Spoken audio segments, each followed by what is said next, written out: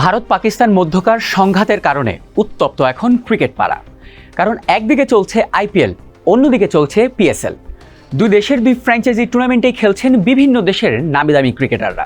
সেখানে আছেন দুই বাংলাদেশি ক্রিকেটারও।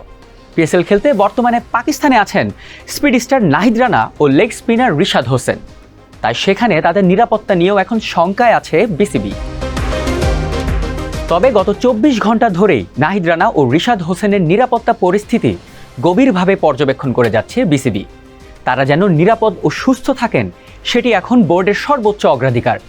৭ মে এক প্রেস বিজ্ঞপ্তিতে কথা জানায় দেশের ক্রিকেট নিয়ন্ত্রক সংস্থাটি।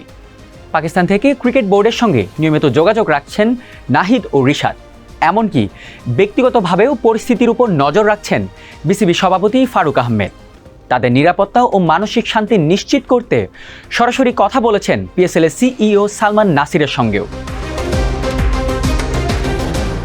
নাহিদ রানা ও রিশাদ হোসেনের নিরাপত্তা নিশ্চিত করতে প্রয়োজনীয় সব ব্যবস্থা গ্রহণের জন্য পাকিস্তান ক্রিকেট বোর্ড এবং ইসলামাবাদে বাংলাদেশ হাই কমিশনের সঙ্গে সক্রিয়ভাবে সমন্বয় করে যাচ্ছে বিসিবি। এ ব্যাপারে সর্বোচ্চ সহযোগিতাও করে যাচ্ছে পিসিবি ও বাংলাদেশ হাই কমিশন। এটি চলমান থাকবে বলেও জানায় বিসিবি। পিএসএল-এ পেশোয়ার জালমির হয়ে খেলছেন নাহিদ রানা গ্রুপ পর্বে, যাদের এখনও বাকি 2টি ম্যাচ। আর রিশাদ খেলছেন লাহোর কালান্দার্সের হয়ে, তাদের বাকি 1টি ম্যাচ।